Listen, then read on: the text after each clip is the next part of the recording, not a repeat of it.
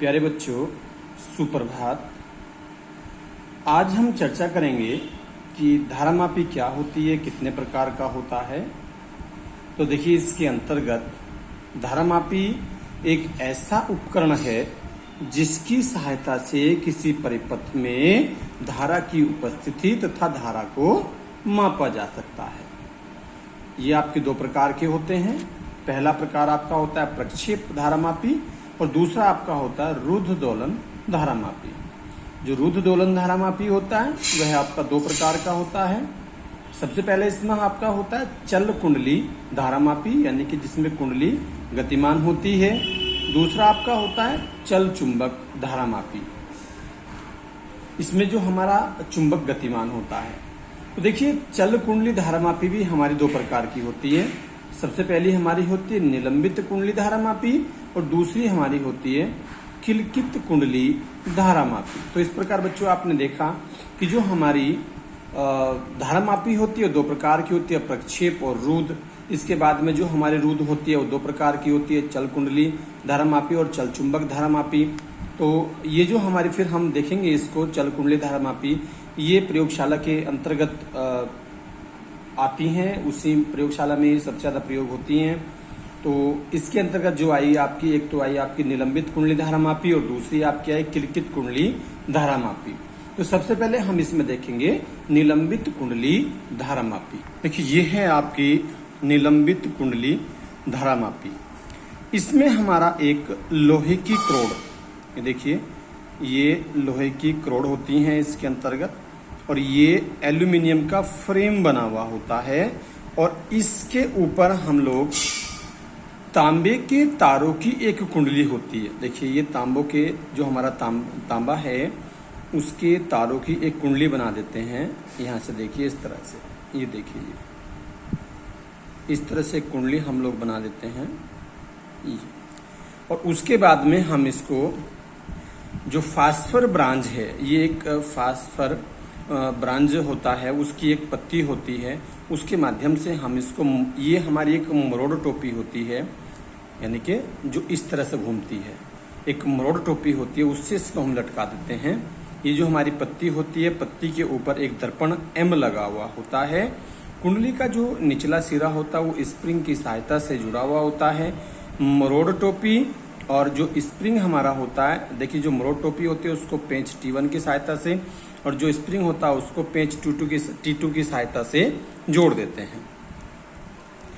अब देखिए, जब ये हमारी कुंडली होती है, इसको हम प्रबल वैद्युत क्षेत्र के बीच, वैद्युत नहीं बल्कि चुंबकीय क्षेत्र के बीच में इसको रखते हैं। एक ध्रुव हमारा N है और एक ध्रुव हमारा S है।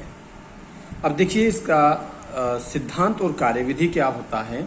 यह युक्ति सिद्धांत पर कार्य करती है कि जब हम किसी धारावाही कुंडली को चुंबकीय क्षेत्र के बीच में रखते हैं तो जो हमारा चुंबकीय क्षेत्र होता है वो इसके ऊपर बल लगाता है, और जब इस पर एक बल लगता है तो एक बल युग्म उत्पन्न हो जाता है, और बल युग्म इस जो धारावाही कुंडली होती है इसको घुमाने का प्रयास करता या इसको घुमा देता है।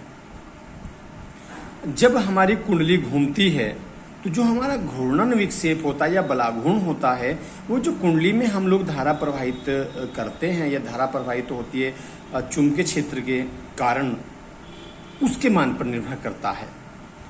मान लीजिए इस कुंडली में N फेरे हैं।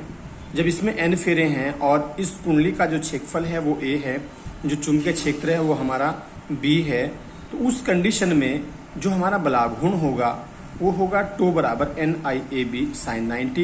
sin 90 के विषय में मैं आप लोगों को पहले भी डिस्कस कर चुका हूँ। इसके बाद में देखिए, टो इक्वल टू हमारा हो जाएगा NIAB। इसको हम इक्वेशन फर्स्ट मान लेंगे। अब इसके बाद देखिए,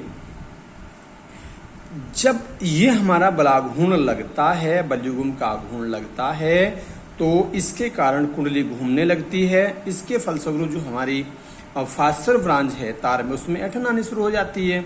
जब उसमें ऐठन आ जाने शुरू हो जाती है तो उस समय जो हमारा एंगल होता है, मान लीजिए वो हमने माना वो जो हमारा ऐठन कोण है वो फाई है। तो जो हमारा रियोस्टोरिंग होता है वो हमारा C फाई के इक्वल होता है, जहां जो C है हमारा वो स्प्रिंग का मरोड़ गुणांक होता है। संतुलन की स्थिति में NIAB यानी कि दोनों टो आपस में, जो हमारा एक तो टो रियोस्टोरिंग है और एक टो जो बल युग्म का घूर्ण है, संतुलन की स्थिति में दोनों आपस में बराबर हो जाएंगे, यानी कि हमारी जो कुंडली है वो घूमना बंद कर देगी। तो उस कंडीशन में हम इन दोनों को आपस में बराबर रख देंगे। तो I हमारा आ जाएगा C/NBA∅। ये हमारी थर्ड कंडीशन होगी। जो हमारा ये C/NBA होता है इसको हम K मान लेते हैं, और ये जो K हमारा होता है ये धारा परिवर्तन गुणांक कहलाता है। इसके बाद में हम देखेंगे धारा सुग्राहिता। धारामापी की कुंडली में प्रति एकांक धारा के लिए जो उत्पन्न विक्षेप होता है उसे हम धारामापी की सुग्राहिता कहते हैं। यानी कि SI हमारा होता है phi/I। एकांक यानी कि यदि हम I की वैल्यू 1 रखते तो जो हमारा विक्षेप होगा वो धारा सुग्राहिता के बराबर होता है। SI/NBA/C, क्योंकि I की वैल्यू हम यहां से पुट करेंगे। I की वैल्यू है हमारी C/NBA, तो C यहां रहेगा और NBA हमारा ऊपर घूम जाएगा। इस तरह से हम देखें, क्योंकि हमारा जो ये K है, K का वैल्यू है हमारे पास में C/NBA। अब यहीं से हमने देखना है जो हमारा I का वैल्यू है वो है C/NBA/phi, तो हम इसको यहां रख देंगे। I हमारा हो जाएगा C/NBA, तो और इंटू phi से phi कैंसिल हो जाएगा, NBA ऊपर घूम जाएगा। अब इसी प्रकार हमने देखना है वोल्टेज सुग्राहिता। यदि धारामापी की कुंडली के सिरों के बीच विभवांतर या वोल्टेज है, जो हमारी धारामापी की कुंडली है उसके सिरों के बीच, तब phi/V को वोल्टेज सुग्राहिता कहते हैं। और वोल्टेज सुग्राहिता SV होता है phi/V, यानी कि एकांक वोल्टेज के लिए या एकांक विभवांतर के लिए। अब हम लोग जानते हैं कि हमारा जो SV होता है वो phi/V के स्थान पर हम IR रखेंगे। अब I की वैल्यू कितनी है, NBA C/NBA इंटू phi, तो ये NBA ऊपर घूम जाएगा, phi से phi कैंसिल हो जाएगा, CR। इसके बाद हम देखेंगे धारामापी का दक्षतांक। देखिए, धारामापी में जितनी धारामान एकांक विक्षेप उत्पन्न करने के लिए चाहिए, एकांक विक्षेप उत्पन्न करने के लिए, उसे धारामापी का दक्षतांक कहते हैं। और जो हमारा दक्षतांक होता है वो हमारी जो सुग्राहिता होती है उसके बराबर होता है। यानी कि धारामापी की जो सुग्राहिता होती है वो SI होती है, और ये जो X होता है ये हमारा दक्षतांक होता है। तो दक्षतांक जो हमारा होता है वो 1/SI यानी कि 1/ धारामापी की सुग्राहिता के बराबर होता है। अब देखिए, कुछ कंडीशंस ऐसी भी है कि धारामापी की जो हमारी धारा सुग्राहित होती है उसको प्रभावित करने वाले जो हमारे कारक हैं, सबसे पहले हम उसको कैसे उसको प्रभावित कर सकते हैं कि फेरों की संख्या बढ़ा दें, कुंडली का क्षेत्रफल का मान बढ़ा दें और चुंबकीय क्षेत्र का मान बढ़ा दें, उससे हमारा धारा I का मान बढ़ जाएगा। मरोड़ी दृढ़ता C का मान घटा करके देखिए, जब हमारी मरोड़ी दक्षता C घटेगी तो अपने आप SI बढ़ेगा। ठीक है, तो अब इसके बाद में देखिए कंडीशन मैंने आपको बताई है कि जैसे जैसे हम चुंबकीय क्षेत्र का मान बढ़ाते जाएंगे ऐसे ही ऐंठन कोण हमारा बढ़ता चला जाएगा। और जब हमारा ऐंठन कोण बढ़ता चला जाएगा तो जो उसकी दक्षता होगी, जो उसकी सुग्राहिता होगी वो हमारी बढ़ जाएगी। या फिर हम ये समझें कि हमारी जो मरोड़ी दृढ़ता होती है C, उसका मान हम यदि घटा दें तो C का मान घटा देंगे तो अपने आप जो हमारी SI होगी वो बढ़ जाएगी।